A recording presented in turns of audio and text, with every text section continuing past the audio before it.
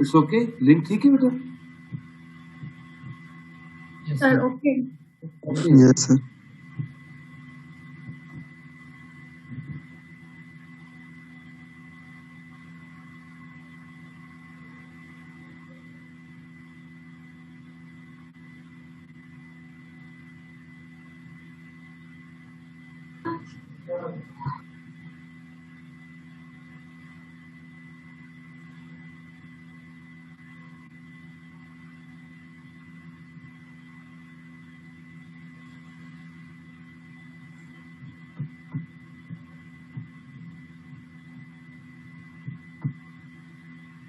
Well, you keep your books with you, आपको share कर सकते देख सकते।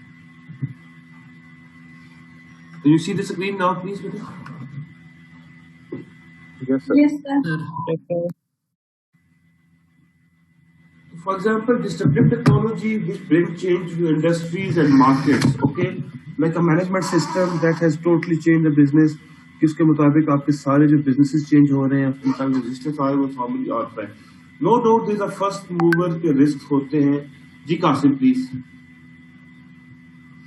सर फर्स्ट मूवर के हवाले से जो है मैं कहना चाहूँगा, ठीक है, उसमें जो है रिस्क वगैरह जो है ना काफ़ी इन्वॉल्व होता है कि करियर के चांसेस बहुत है, लेकिन ये है कि उसमें बेनिफिट भी बहुत ज़्यादा है आपकी जो है ना मार्केट एक जो है स्मार्ट शेयर के नाम से जो है ना स्टार्ट किया हुआ था टेलर नाम ने, इनको जो है ना उन्होंने दिया नाम स्मार्ट शेयर, या जो है ना इजी लोड वो भी उन्होंने जो है ना शेयर किया था। मार्केट उन्होंने जो है ना चीज़ें कैप्चर की, उसके बाद जो है ना दूसरी कंपनियों ने भी वही चीज़ जो है ना शुरू कर दी अपने अपने नाम के साथ, लेकिन सारे लोग जो है उस चीज़ को जानते हैं उसी नाम से जो टेलर नाम ने फर्स्ट इंट्रोड्यूस करवाया था, इजी लोड। चाहे आप जोन का लोड करें, चाहे आप यूफोन का लोड करें, चाहे आप जो है ना जेएस का करें, लेकिन जाके जो है ना आपने दुकान वाले को वही बताना होता है मुझे इजी लोड करना है, ठीक है। तो आप जो प्रोडक्ट लेके आते हो फर्स्ट टाइम, वही प्रोडक्ट जो है ना आपके नाम के साथ, चाहे वो डिफरेंट चीज़ों के साथ जो है ना आ जाए, लेकिन ये है कि आप उसमें उसको जो है ना कैपिटलाइज कर जाते हो और आप जो है ना उसके आपका ही नाम जो है ना वो होता है। सेवर हो गया आपका, सर्फ हो गया आपका। सर्फ आप देखिए, Surf is basically detergent powder, लेकिन आप कहते हैं सर्फ दे दे रियल, ऐसे ही है ना सर। ये एक्सक्यूज मी सर, ये फर्स्ट मूवर से ज्यादा मार्केटिंग एडवांटेज टेक्निक है वो, मार्केटिंग एडवांटेज। बट मतलब सर्फ से पहले भी तो डिटर्जेंट थे, बट सेवर से पहले भी पुलाव थे, बट मार्केटिंग ऐसी हुई कि उसका फर्स्ट मूवर नहीं, ये तो मार्केटिंग टेक्नोलॉजी, मार्केटिंग टेक्निक है। लेकिन one thing is very clear कि जो फर्स्ट मूवर होता है, जैसे मोबाइल फोन में आता है, उसमें रिस्क होते हैं, लेकिन इसमें क्या होता है कि आपके मूवर, आपके फॉलोअर्स बहुत बड़े इंक्रीज होते हैं। लेकिन इसमें ये भी फैक्टर आपका आ सकता है कि जब फर्स्ट मूवर आप आएंगे तो लोग आपको ज्यादा यूज करना शुरू कर देंगे, लोग आपको ज्यादा ट्रस्ट करना शुरू कर देंगे। तो आप पे क्या दिखते हैं कि डिस्ट्रप्टिव टेक्नोलॉजी, लेकिन आप ये देखिए कि उसको चेंज को एक्सेप्ट करना, ये चीजों को बहुत मुश्किल है। रिमेंबर कि जब iPad 2 लॉन्च हुआ, 9 o'clock स्टोर्स ओपन हो रहे थे यूके में, और 9:30 तक और 30 मिनट्स में पूरे इंग्लैंड में आपके iPad जो थे वो सेल हो चुके थे, और लोगों की लंबी क्यूज लगी थी उसके मुताबिक। तो स्टार्ट में आप देखिए iPhone जब आया, इवन iTunes आई, आपकी iPod आया, तो नॉर्मली टेक्नोलॉजीज ने फौरन लोगों को एक्सेप्ट किया तो उसके मुताबिक। इसी तरह सॉफ्टवेयर या नई चीजों को जितनी जल्दी आप एक्सेस कर लेते हैं, यूज करते हैं, तो आपको आपके फॉलोअर्स पे बहुत बड़ा इजाफा हो जाता है, ठीक है। ये we understand the word destructive technology, जो हेरात को बहुत ज्यादा तबाह को तरीके से तहलका खेज, मतलब कि सरप्राइजिंग टेक्नोलॉजी जिसकी तरफ लोग फौरन अट्रैक्ट हो जाते हैं। सर इसमें अगर हम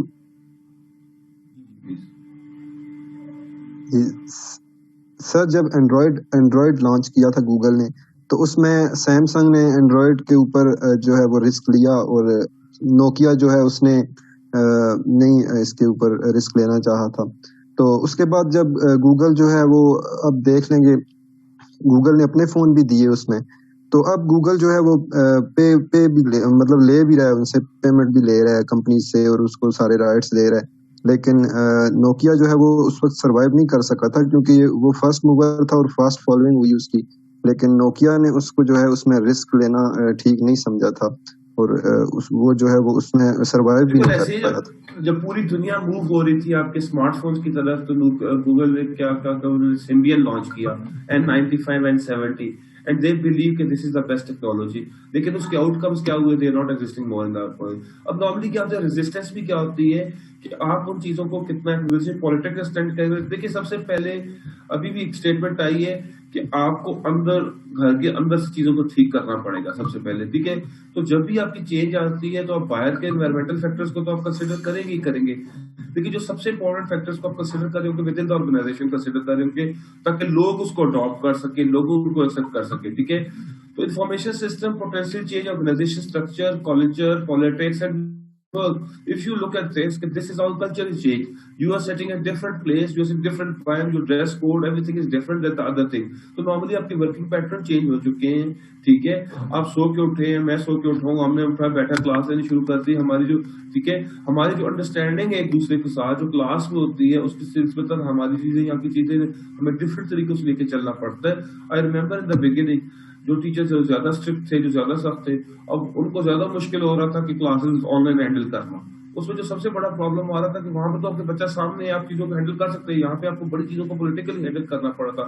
वर्क एनवायरमेंट्स आपके बड़े चेंज हो चुके हैं। तो नॉर्मली जो फेलियर किस वजह से भी होते हैं, बहुत बड़ी बड़ी फेलियर जो होती है नॉर्मली वो चेंज की वजह से होती है। इवन हमारे यहाँ सराउंडिंग में देख लें कि जो बहुत बड़े प्रोजेक्ट्स लॉन्च किए जाते हैं, लोगों को आप कॉन्फिडेंस में नहीं लेते, उनको एग्जीक्यूट करना शुरू करते हैं, बाय फोर्स बाय थ्रेट आप चेंज को ला सकते हैं। लेकिन उसके लिए भी ये है कि you should have people with you कि वो अंडरस्टैंड करें क्या इंपॉर्टेंस है, इस चेंज को कैसे लाना है, तभी आप उस चेंज को एक्सेप्ट कर रहे थे, ठीक है। ओबामा जब इलेक्शन लड़ा, ओबामा ने जो सबसे पहले बात की कि चेंज, इवन आप पाकिस्तान को देख लें, पिछले 3 साल से हम चेंज देख रहे हैं। अब प्रॉब्लम नो डाउट सबसे पहले ये है कि आप चेंज लाने के लिए it's a slow process, you need to develop the strategies, और लेवाइन स्ट्रेटजीज सबसे इंपॉर्टेंट है। You first of all give the people confidence, यार हम ये चीजें चेंज करने जा रहे हैं, इसके ये आउटकम्स आ रहे हैं, और लोगों को उसमें इंटरेस्ट या फायदा दिखाएं तो लोग उस चीज को तरफ जाते हैं। अब फॉर एग्जाम्पल मैं एक तरफ से 2 एग्जाम्पल शेयर कर देता हूँ। हमारे एक दोस्त है, उनकी जमीन की प्रॉपर्टी का वो खेवट ब्लॉक हो गया था। अब वो खेवट ब्लॉक हो गया, वो ट्रांसफर नहीं करते। अब एक जगह जाने के लिए उन्हें कितने ऑफिस का चक्कर लगाना पड़ा, इतना। अब उनके लिए नेक्स्ट टाइम आसान हो जाता है कि वो किसी को पैसे दे चुकर के काम हो जाए। आप टैक्स के ऑफिस चले जाए, आपको लंबी क्यूज इस्लामाबाद FBR के ऑफिस चले जाए, आप वहीं से किसी एजेंट को पकड़े, 100,000 रुपए लोग देते हैं, आपका सारा काम आप आराम से बैठे आधे घंटे बाद वापस आए, आपको चीजें तैयार मिल जाती है। तो रीजन तो फैक्टर्स है, उन्हें जरूर कंसिडर करना चाहिए कि व्हाट आर द फैक्टर्स जिनके मुताबिक चेंज नहीं आ रही। तो चाहे आप उनको पॉलिटिकली हैंडल करें। अब लोगों को देखिए सबसे जो बड़ा है वो फाइनेंशियल लॉस है। अब एक जगह पे या थाने में या रिकॉर्ड में जहाँ पे लाखों की आमदन हो रही है, वहां सारा कंप्यूटराइज्ड हो जाए, FBI आप घर से बैठ के लॉन्च कर रहे हो, आपकी पुलिस आपके पास आ जाए, सारी चीजें। अब बहुत सारे जॉब में लोग 5 लाख कमा रहे हैं, वो 50,000 पे कैसे गुजारा करेगा जब तक आप उनको अनफेयर या फेयर की बात चले। दूसरी आ जाए, दूसरा ये होता है कि आप उसके चेक एंड बैलेंस क्या कर रहे थे। तो नॉर्मली ये बहुत लंबी स्ट्रेटजीज है, इन लोगों को अंडरस्टैंड करना चाहिए। और जब तक हम इन कल्चर को, इन्वायरमेंट को, इन सब चीजों को अंडरस्टैंड नहीं करेंगे, तब तक हमारी चेंज लाना भी जो होती है वो आमतौर पर मुश्किल हो जाती है। And now the internet, but internet has change your life. Yes sir, आजकल तो अब इंटरनेट से हम अगर डिस्कनेक्ट हो गए तो हमें ऐसे लगता है जैसे हम सारी सोसाइटी से, सारी दुनिया से ही डिस्कनेक्ट हो गए। ओके, शुरू में इंटरनेट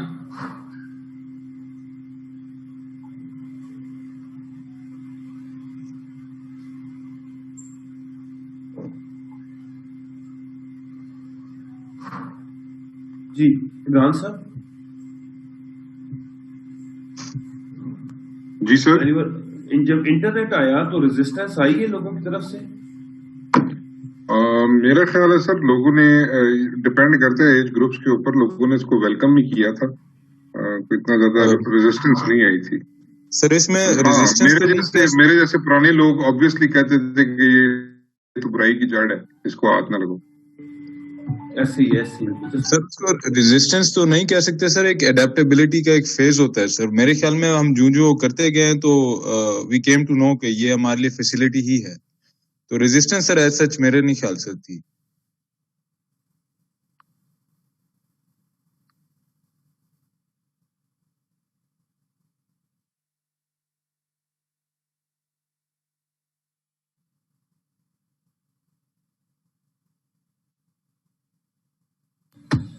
जी अस्सलाम वालेकुम। ठीक है, अच्छा जी, देखिए इंटरनेट की जब स्टार्ट में आई है तो बहुत बड़ी रेजिस्टेंस, बहुत सारे लोग इसको अडॉप्ट करने के लिए नहीं एग्री थे कि इसकी जरूरत नहीं है।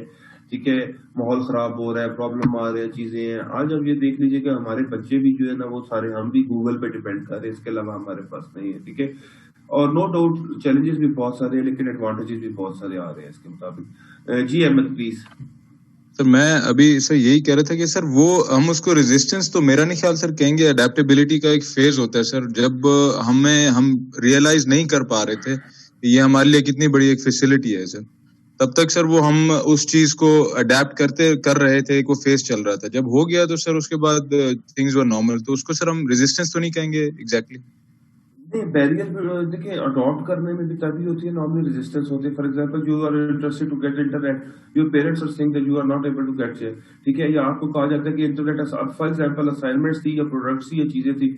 अभी कुछ अर्सा पहले ऑनलाइन असाइनमेंट्स की बात आ रही थी, ऑनलाइन एग्जाम्स की बात आ रही थी, तो बहुत सारे लोगों ने स्ट्राइक करनी शुरू कर दी, बाइकआउट करना शुरू कर दिया कि हम ऑनलाइन नहीं जा सकते। This is the one clear result, इसमें क्लियरली इसको रेजिस्ट करना शुरू कर दिया। लेकिन आहिस्ता आहिस्ता क्या होता है कि इंटरनेट ने स्टार्ट में या किसी भी चीज को अब ये देखिए अडॉप्ट करने के लिए भी क्या फैक्टर होता है। सबसे इंपॉर्टेंट, हम उसको अडॉप्ट करने से अवॉइड कर रहे होते हैं, हम चीजों को रोक रहे होते हैं। ठीक है, नॉर्मली आप ये देखिएगा कि नॉर्मली बिलियन ऑफ डॉलर जो हमारी डिस्ट्रीब्यूशन, मैंने आप सबको एक बुक शेयर की है MIS की, आपने मिली, आपने उसको मिली MIS की बुक शेयर की थी? जी सर। ये कितने की मिली आपको? How much it cost you? Free? अगर ये आप क्लास में होते हो, मैं कहते हैं आप बुक लेकर आए, तो मिनिमम आपको जो पायरेटेड है वो 400, 350, 400 से कम ना मिलती। 400 स्टूडेंट्स है, मल्टीप्लाई करें तो 60,000 रुपीज की बुक्स आती। तो one thing is clear, within the organization normally it has totally change या बिजनेस है कि ऑर्गेनाइजेशन में, और अननेसेसरी इवन हमारी अभी भी ऑर्गेनाइजेशन में ये कल्चर है कि एक letter, 7 lecture A, lecture B, lecture C, बहुत सारी चीजें ऐसी अटैच होती है और वो 10 ऑफिस में जा रही होती है और मे भी वो रिजेक्ट हो जाती है, वापस आप उसको दोबारा करते हैं, एक टाइपिंग मिस्टेक, एक वर्ड वगैरह गलत हो जाता है। हमारा जो पेपरलेस या उन चीजों की तरफ हम एक्सेप्ट करते हुए टॉर्मली और ड्रॉप करते हुए थोड़ा सा, क्योंकि आपको पता है कि आपने क्लिक किया ये चली जाएगी। तो नॉर्मली क्या होता है कि इंटरनेट या उसके मुताबिक हमारे बहुत सारे बेनिफिट्स आ रहे होते हैं, उसी के मुताबिक हम यूज कर रहे होते हैं।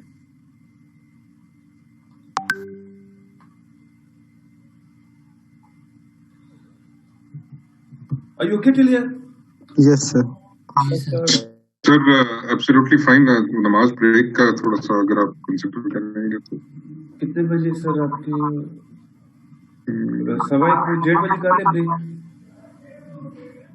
जैसे आप मुनासिब समझे सर।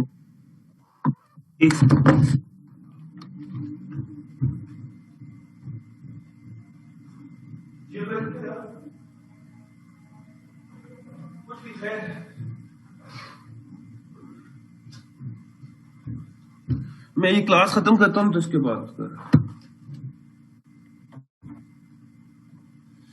उसके बाद आ जाते हैं कि आपकी ऑर्गेनाइजेशन में जो फैक्टर्स आ जाते हैं, normally environment, hierarchy, routine, business processes, जो culture and politics, organizational and style of leadership.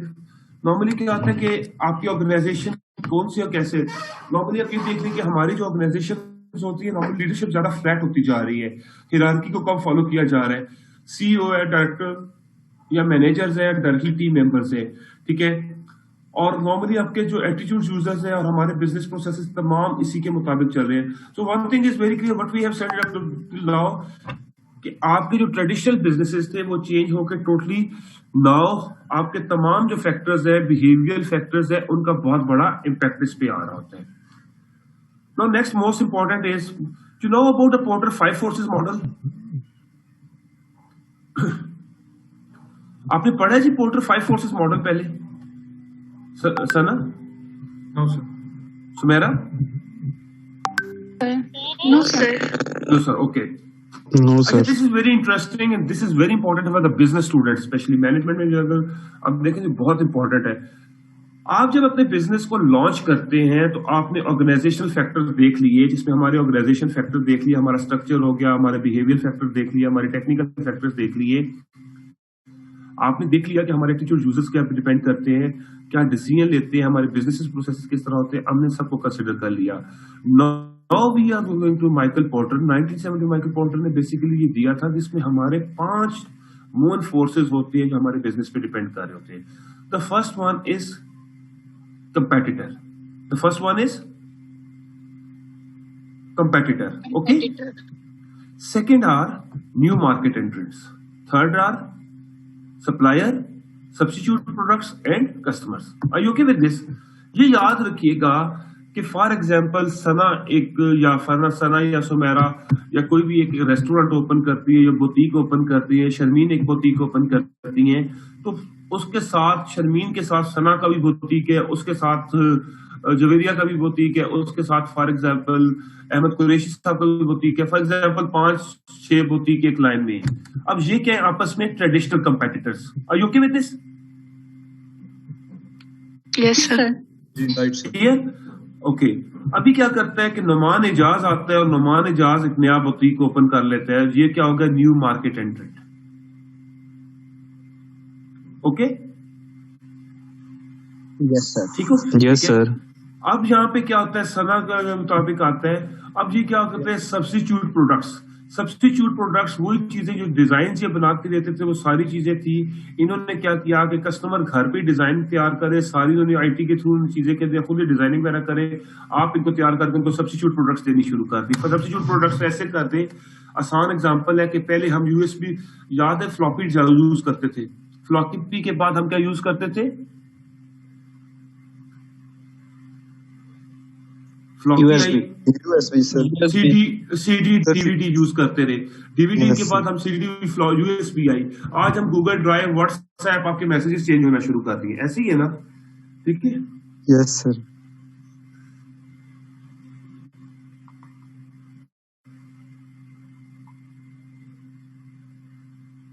Then जो सप्लायर्स, अब आप लेकर आते थे सामान, सना जितनी भी बुटीक्स हैं सारे सामान लेकर आते थे। फॉर एग्जांपल बाजार से, मार्केट से लेकर आते थे, कोई राजा बाजार से मंगवा रहा है, कोई लाहौर से मंगवा रहा है, कोई कराची। एक ही सप्लायर एग्जिस्ट करते थे, दोनों की प्राइसेस में मार्जिन बहुत कम होता था। एम आई राइट?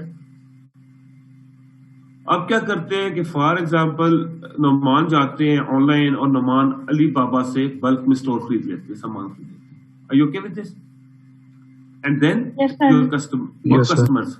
अब आपके कस्टमर्स थे ट्रेडिशनल कस्टमर, फॉर एग्जांपल आपने बुटीक बनाया है फॉर एग्जांपल बैंक रोड पे, तो आप सबका कस्टमर जो रेंज था वो एक ही रेंज था। लेकिन अब सना ने क्या किया कि इन्होंने अपना ऑनलाइन स्टोर भी बना दिया, इनका कस्टमर रेंज क्या हुआ? बढ़ गया। Are you okay with this? तो ये 5 फोर्सेस तो हैं जो कि आप अपने किस तरह क्या चैलेंजेस करेंगे कि उनको मीट करके आप अपने ज्यादा से ज्यादा कस्टमर्स को अट्रैक्ट कर सकते हैं। Are you okay with this? इससे क्या हुआ कि आप इंटरनेट और इंफॉर्मेशन सिस्टम में बहुत हद तक चीजों को चेंज कर दी है। ठीक है ना? ये 4 स्ट्रेटजीज होती हैं बेसिकली, जिसके मुताबिक आप अपने प्रोडक्ट्स को कैसे बेटर डिलीवर कर सकते हैं। Are you okay? First one is traditional competitor. Normally क्या होता है कि how you develop new products, you think that people will not try to switch. Domino's की केस स्टडी पढ़ा होगा आपने। Yes sir, yes sir. They are doing, they are giving traditional competitors को, वो क्या कर रहे हैं कि नॉर्मली वो ट्रेडिशनल कंपेटिटर्स को क्या कर रहे हैं कि जितना ज्यादा मैक्सिमम उनको हो रहा है ना ट्रेडिशनल कंपेटिटर्स, ठीक है, उनमें ज्यादा से ज्यादा क्या कर रहे थे कि टाइम पे डिलीवरी को फोकस किया हुआ था उन्होंने। ऐसे ही है ना? Yes sir. उसके साथ साथ सर वो अपडेट भी कर रहे थे, साथ साथ अपना साथ अपडेट कर रहे थे, उसको चीजों को, प्रोडक्ट्स को देख सकते थे, चेंज कर सकते। तो अब क्या कर रहे थे? Competitive advantage with the help of information system. ठीक है? और फॉर एग्जाम्पल है कि जितने भी फॉर एग्जाम्पल सुमेरा ने बुटीक जो बनाया है, इनके पास एक डेटाबेस है कि कपड़े सिलवाता है तो उसके जितने भी पुराने कपड़े हैं बुटीक में डिजाइन पड़े हुए, सारों के डिजाइन, कलर, तमाम चीजें पड़ी हुई होती है। ठीक है? मजीद डिजाइन पड़े हुए, उसमें से डिजाइन सिलेक्ट करना, चीजें करना, डेटाबेस करना, उसके मुताबिक अपने सूट को देख लेना कैसा बन रहा है कैसा नहीं बन रहा। तो कस्टमर को क्या होगा? अपने कंपेटिटर की निस्बत क्या कर दिया होंगे? डिफरेंस दे रहे होंगे। Are you okay with this? Yes sir. With the help of हम, क्योंकि इंफॉर्मेशन सिस्टम पढ़ रहे हैं, ये 5 फोर्सेस मॉडल आपका एचआर में भी यूज होता है, आपका मार्केटिंग में भी यूज होता है, आपका हर मैनेजमेंट हर सब्जेक्ट में आपके साथ यूज हो रहा होता है। ओके, तो कहीं आप एचआर की वजह से ट्रेडिशनल कंपेटिटर की रिस्पेक्ट ले रहे होते हैं, कहीं मार्केटिंग की वजह से ले रहे होते हो, कहीं सबसे बढ़ के आप अपना इंफॉर्मेशन सिस्टम की वजह से ले रहे होते हैं। Are you okay with this? You are continuously investing on them, you are putting energies on them, and what is happening basically, their switching costs, the efficiencies increases, and they can get more revenue. Are you okay? Yes sir. Okay. For example, if you started this business, तो कोई भी वहां पे chart लगा के बैठ के ये बिजनेस शुरू स्टार्ट कर सकता है, लेकिन अगर आप अपना सॉफ्टवेयर हाउस बनाएं और नई चीजों को बनाएं, या उसमें न्यू डेटाबेसेस आपने लगाए हुए हो, सॉफ्टवेयर यूज कर रहे हैं, तो कोई भी जब आएगा वो उसको अडॉप्ट करते हुए उसके लिए एक बैरियर होगा। अब सदर में पिज्जा शॉप कौन से, कोई भी बंदा उठते पिज्जा मशीन लेते, शेफ लेते, उसको पिज्जा शॉप बना सकता है, ऐसे ही है ना? Yes sir. लेकिन अब अगर आप ये दें, नॉर्मली नए एंट्रेंट्स जब आ रहे होते हैं तो आप उनको स्टॉप कैसे कर सकते हैं, क्या नए इक्विपमेंट्स लेकर आते हैं, कौन सी नई चीज लेके आते हैं कि आपके न्यू एंट्रेंट्स मार्केट में आना कम शुरू हो जाए। आपने मोबाइल फोन्स देखें, एक मोबाइल फोन होती है, कुछ अर्से बाद 10 मोबाइल फोन्स आ जाते हैं कंपटीशन में, तो आपने एंट्रेंट्स को क्या यूज करना है कि नई टेक्नोलॉजीज या उन चीजों की तरफ ज्यादा से ज्यादा अट्रैक्ट करना है। जी सुमेरा बेटा। सर मैं यहाँ पे एक एग्जांपल देना चाहूंगी, जैसे कि कमर्शियल में रेस्टोरेंट्स का कंपटीशन बहुत ज्यादा हो गया था, तो जो KFC की जो सेल थी वो बहुत डाउन होती जा रही थी दिन ब दिन, और क्योंकि कंपटीटर्स बहुत ज्यादा आगे थे, तो उन्होंने अपने कस्टमर को अट्रैक्शन देने के लिए जो है साथ ही उन्होंने फन सिटी स्टार्ट कर दिया फॉर चिल्ड्रन। तो ये भी एक उन लोगों ने जी वेरी गुड, क्योंकि नॉर्मली बच्चों के लिए वो शुरू कर दे, तो न्यू मार्केट एंट्रेंट जब होगा तो उसके लिए थोड़ा सा रेजिस्टेंस होगा कि वो फन सिटी है वो चीजों को कैसे कर रहा है, तो वही काम नॉर्मली आ जाता है। ओके, तो नॉर्मली क्या होता है कि यहाँ पे हमने इन्फॉर्मेशन सिस्टम के एग्जांपल देनी शुरू कर दी, उन्होंने देखो मार्केटिंग स्ट्रेटेजी, अब जिंगराठा आया, कुछ भी नहीं था, यकीन माने क्या गुजरा था, लेकिन वो मार्केटिंग ऐसी थी कि न्यू एंट्रेंट इतनी मार्केटिंग, एंट्री वाले इतनी मार्केटिंग नहीं अफोर्ड कर सकता था। एम आई राइट? ऐसे ही है ना कि जगह जगह बैनर के 295 395 का, उससे अच्छा आपको कहीं से भी आप मिल सकता है, लेकिन आपका क्या था कि मार्केटिंग ऐसी थी कि लोगों को रश लगा होता कि लोग उसको लेने चाह रहे हैं। तो one thing is very clear कि नॉर्मली आप बैरियर्स क्या करते हैं एंट्रीज में, तो आपके जो बड़े बिजनेसेस होते हैं उसमें लोग कम ज्वाइन करते हैं, ठीक है। Traditional competitors then new competitors, substitute products and services. पहले देखिए आप मीट लाते थे, आप घर चीजें बनाते थे, आप सब कुछ करते थे, अब आपका कितना आसान हो गया, ठीक है। अब आप कुछ लाते हैं, केनेंस आपको रेडी मिल जाता है, बाकी प्रोडक्ट्स रेडी मिल जाती हैं, ठीक है, तो इजी हो जाता है आपको, ठीक है।